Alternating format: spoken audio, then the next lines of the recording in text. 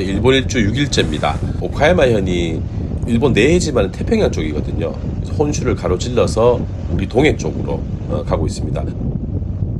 효고현에 가면은 아마루베 역이라는 곳이 있는데요. 바다와 바로 붙어 있는 곳에 있는 그 높은 철교 위에 있는 역입니다. 1909년에 착공이 됐는데 당시 일본에서 가장 높고 가장 긴 철교였다고 합니다. 지금 앞에 보이는 요 바다가 동해거든요. 지금까지 제가 계속 일본 내해 쪽으로 머물다가 태평양 쪽이죠. 처음으로 동해로 넘어온 건데요. 얘네들은 뭐 일본해라고 부르지만 분명히 동해죠. 아마루베 철교 있는 곳이 이 동해하고 바로 맞붙는 곳이라서 당시에 굉장히 바람이 강했대요. 그래서 난공사 중에 난공사였고 일본 공사 감독관이 권총을 차고 이제 조선을 감독을 했대요. 그만큼 뭐 희생자들도 많았다고 그러죠. 지금 그 아마루베역으로 가고 있는 길입니다.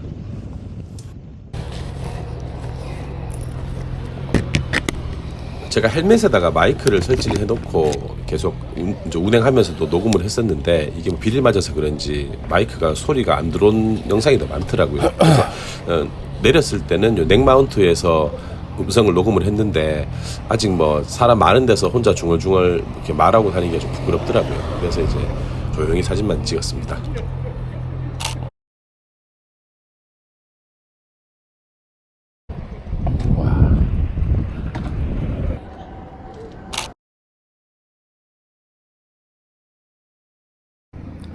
이날 날씨가 되게 좋았습니다. 관광객도 굉장히 많이 오셨고 바이크도 많더라고요. 여기 이제 크리스탈 타워라는 곳인데 이름 잘 붙이죠. 아마루베 크리스탈 타워인데 이거를 타고 그 위에 아마루베 역까지 올라갈 수가 있습니다. 엘리베이터에서 내렸고요. 앞에 보이시는 게 그 철교가 끊어진 곳이고 오른쪽에 있는 것은 지금 현재 다니고 있는 기찻길입니다.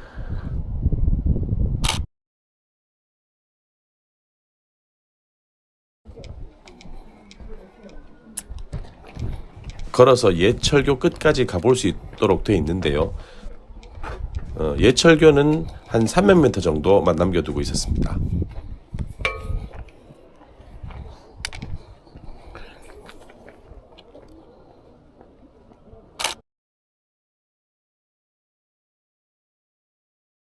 제가 갔던 날은 날씨가 좋아서 바람이 기분 좋게 부는 정도였는데 이 정도 높이에 이렇게 바다하고 가깝게 붙어 있으면 진짜 바람이 강하게 불면 제대로 서 있기도 힘들 것 같다는 생각은 들었습니다.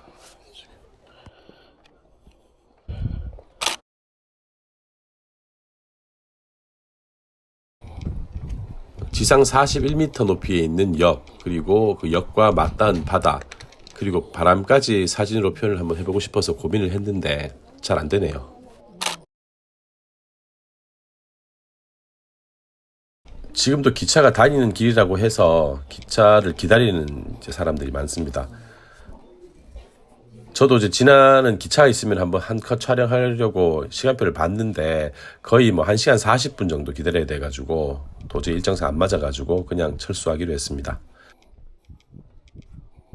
아마루베 철교공사에서 숨진 조선인들을 위한 위령비가 있다고 해서 찾아가는 길입니다. 제가 아마루베 철교하고 위령비의 존재를 외교부에서 2001년에 낸 자료를 보고 알았거든요.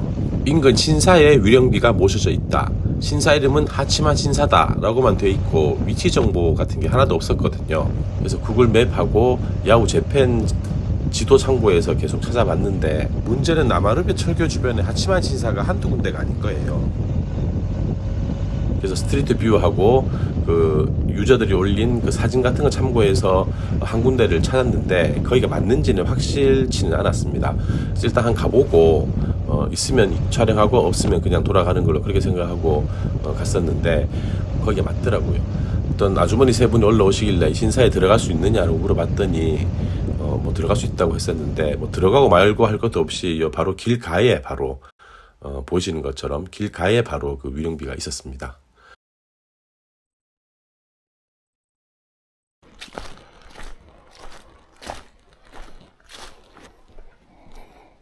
오래됐네요.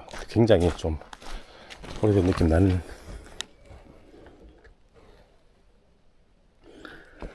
들까?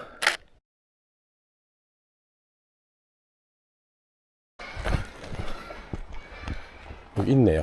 초혼비라고 있습니다. 여기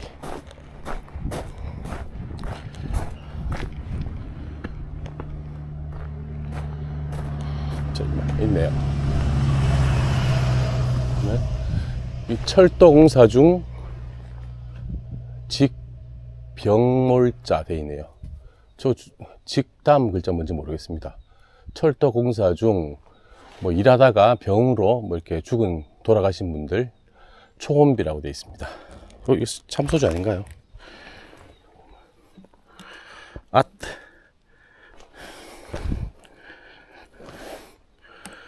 누군가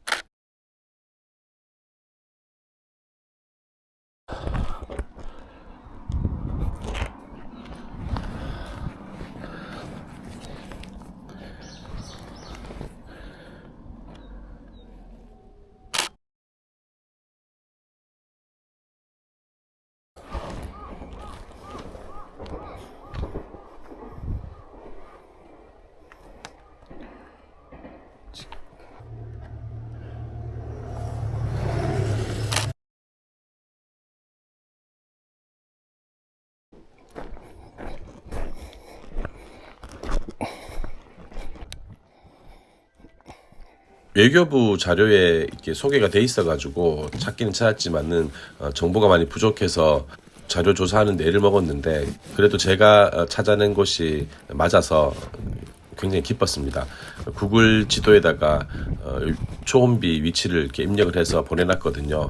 구글에서 승인해서 앞으로 여기에 구글 지도에 표시가 됐으면 좋겠습니다. 이날 날씨도 매우 좋았고 또 제가 계획한 대로 일정이 맞아 들어가서 기분 좋게 라이딩하면서 이제 오늘 숙소가 있는 마이즈루로 출발합니다.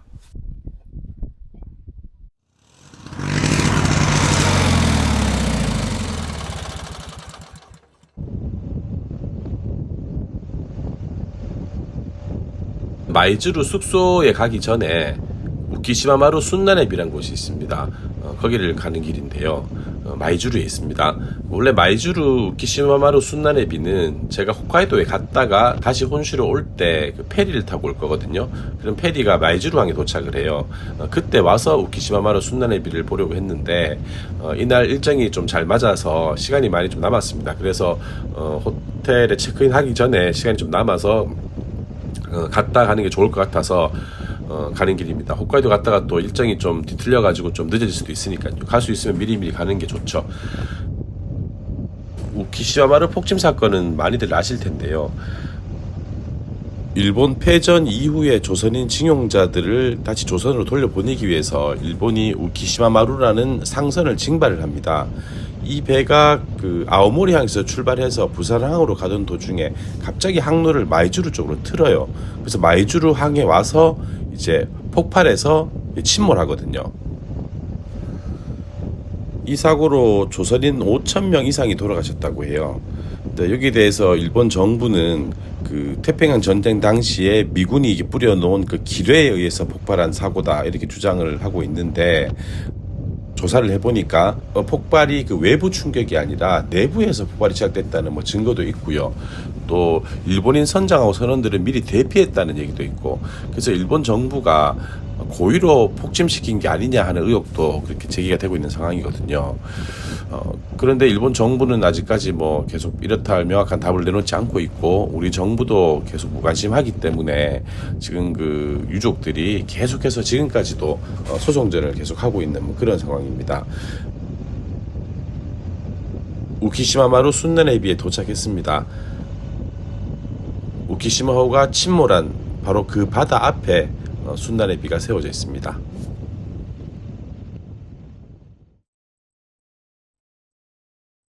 순나네비입니다. 우키시마마루 순나네비.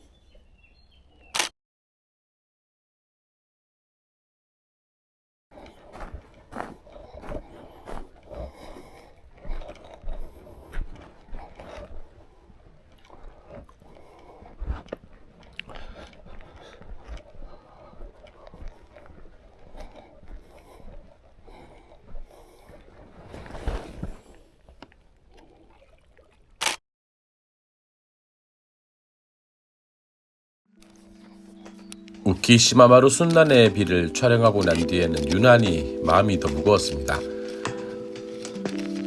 순난의 비는 1978년에 이 지역 선생님들하고 뜻 있는 주민들이 모금 활동도 하고 해서 세우셨는데요.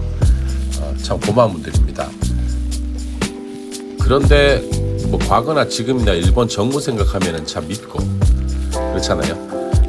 한일 관계가 복잡하다는 게 제가 느낀 뭐 이런 감정인 것 같습니다.